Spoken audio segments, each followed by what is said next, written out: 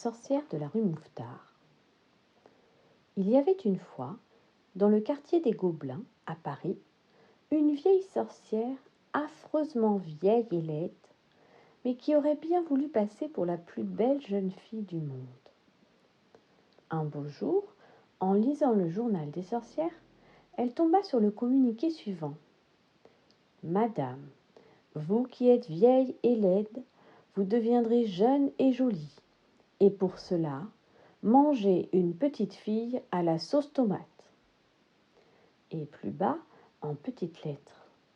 Attention, le prénom de cette petite fille devra obligatoirement commencer par la lettre N.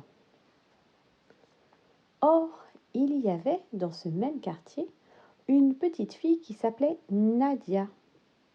C'était la fille aînée de Papa Saïd. Je ne sais pas si vous le connaissez. Il tenait l'épicerie buvette de la rue Broca. « Il faut que je mange Nadia, » se dit la sorcière.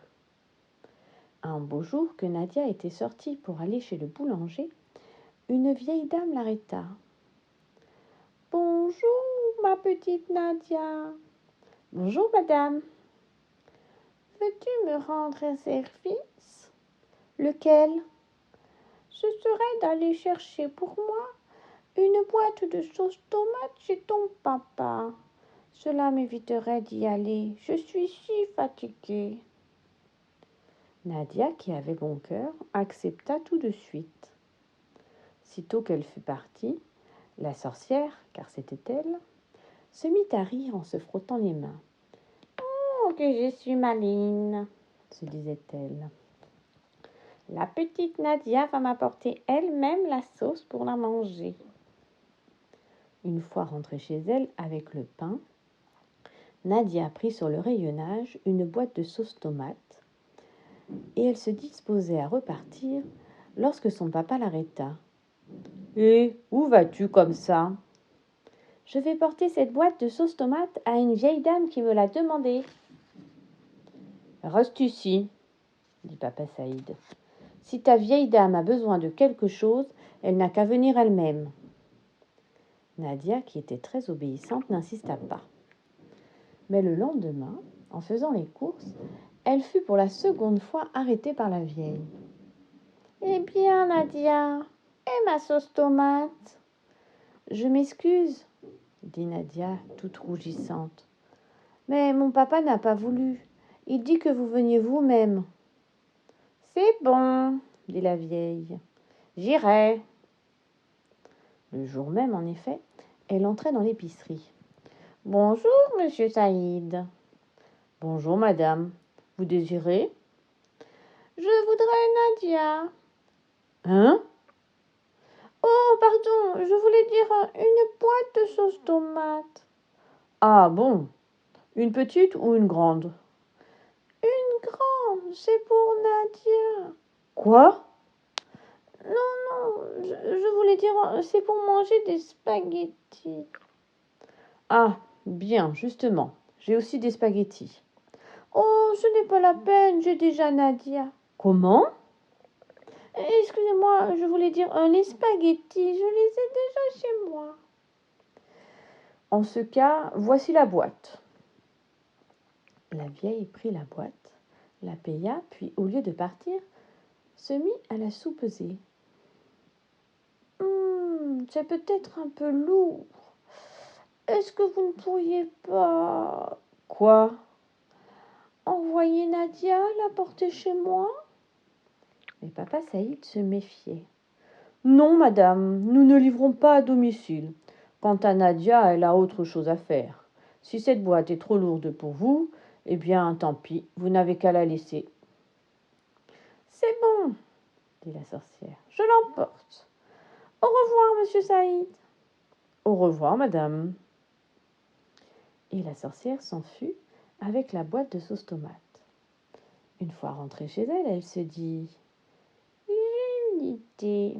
Demain matin, je vais aller rue Mouffetard et je me déguiserai en marchande. Lorsque Nadia viendra faire les courses pour ses parents, je l'attraperai. » Le lendemain, Elle était rue Mouffetard, déguisée en bouchère, lorsque Nadia vient à passer. « Bonjour, ma petite fille. Tu veux de la viande ?»« Oh non, madame, je viens acheter du poulet. »« Zut !» pensa la sorcière. Le lendemain, elle se déguisait en marchande de volailles. « Bonjour, petite, tu m'achètes un poulet ?»« Ah non, madame, aujourd'hui je veux de la viande. »« Crotte !» pensa la sorcière. Le troisième jour, déguisée à nouveau, elle vendait à la fois de la viande et de la volaille. « Bonjour Nadia, bonjour ma petite fille, qu'est-ce que tu veux ? Tu vois, aujourd'hui je vends de tout. Du bœuf, du mouton, du poulet, du lapin. Oui, mais moi, je veux du poisson. » Flûte ! Rentrée chez elle, la sorcière réfléchit. Puis, elle eut une nouvelle idée. « Eh bien, puisque c'est comme ça, demain matin, je deviendrai à moi toute seule toutes les marchandes de la rue Mouffetard. » Et en effet, le jour suivant, toutes les marchandes de la rue Mouffetard, il y en avait exactement 267, c'était elle. Nadia vint, comme à l'ordinaire, s'approcha sans méfiance d'un éventaire de légumes pour acheter cette fois des haricots verts, et elle allait payer quand la marchande la saisit par le poignet, l'enleva et hop, l'enferma dans le tiroir-caisse. Mais heureusement, Nadia avait un petit frère qui s'appelait Bachir. Voyant que sa grande sœur ne rentrait pas, Bachir se dit « C'est sûrement la sorcière qui l'a prise. Il faut que j'aille la délivrer. » Il prit sa guitare à la main et s'en fut rue Mouffetard. En le voyant arriver, les 267 marchandes, qui étaient la sorcière, se mirent à crier « Où vas-tu comme ça, Bachir ?» Bachir ferma les yeux et répondit « Je suis un pauvre musicien aveugle et je voudrais chanter une petite chanson pour gagner quelques sous. »« Quelle chanson ?» demandèrent les marchandes. « Je veux chanter une chanson qui s'appelle « Nadia, où es-tu » ?»« Non, pas celle-là. Chante-en une autre. »« Mais je n'en sais pas d'autre. »« Alors chante-la tout bas. » »« C'est entendu, je chanterai tout bas. » Et Bachir se mit à chanter tout haut. « Nadia, où es-tu ? Nadia, où es-tu ? Réponds que je t'entende. Nadia, où es-tu ? Nadia, où es-tu ?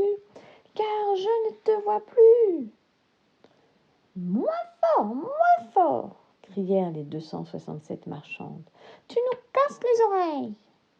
Mais Bachir continuait de chanter « Nadia, où es-tu ? Nadia, où es-tu ?» Quand tout à coup, une petite voix lui répondit « Bachir, Bachir, délivre-moi, ou la sorcière me tuera. » En entendant ces mots, Bachir ouvrit les yeux et les 267 marchandes sautèrent sur lui en criant « C'est un faux aveugle, c'est un faux aveugle !» Mais Bachir, qui était courageux, brandit sa petite guitare et assomma d'un coup la marchande la plus proche. Elle tomba raide et les 266 autres tombèrent en même temps qu'elle, assommée elle aussi. Alors Bachir entra dans toutes les boutiques, l'une après l'autre, en chantant « Nadia, où es-tu ? Nadia, où es-tu » Pour la seconde fois, la petite voix lui répondit « Bachir, Bachir, délivre-moi, ou la sorcière me tuera. » Cette fois, il n'y avait plus de doute. La voix venait de chez la marchande de légumes. Bachir sauta dans la boutique, par-dessus l'étalage, au moment même où la marchande, sortant de son évanouissement, ouvrait un œil. Et en même temps qu'elle, les 266 autres ouvraient également un œil. Heureusement, Bachir s'en aperçut et d'un coup de guitare bien appliqué, il les rendormit pour quelques minutes. Ensuite, Il essaya d'ouvrir le tiroir-caisse, cependant que Nadia continuait à chanter. « Bachir, Bachir, délivre-moi, ou la sorcière me tuera !» Mais le tiroir était trop dur. Cela n'avançait pas. Nadia chantait et Bachir travaillait, et pendant ce temps, les 267 marchandes se réveillaient. Mais cette fois-ci, elles se gardaient bien d'ouvrir les yeux. Elles restaient les yeux fermés, au contraire, et elles s'approchaient en rampant de la boutique où Bachir travaillait afin de le cerner. Comme Bachir, épuisé, ne savait plus que faire, il vit passer un grand marin, tout jeune et très costaud, qui descendait de la rue. « Bonjour, marin, veux-tu me rendre un service ?»« Lequel ?»« Ce serait de porter ce tiroir-caisse jusque chez nous.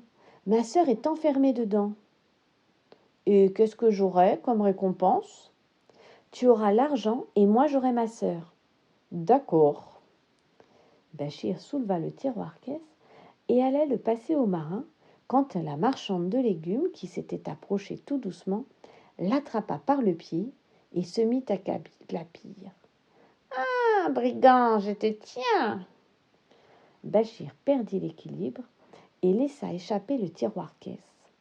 Celui-ci, qui était très lourd, tomba en plein sur la tête de la marchande, et de ce coup-là, les 267 marchandes eurent toutes en même temps le crâne fracassé, ouvert, avec toute la cervelle qui sortait. Cette fois, la sorcière était morte et bien morte. Ce n'est pas tout. Sous le choc, le tiroir s'ouvrit et Nadia en sortit. Elle embrassa son petit frère, le remercia et tous deux retournèrent chez leurs parents pendant que le marin ramassait dans le sang l'argent de la sorcière.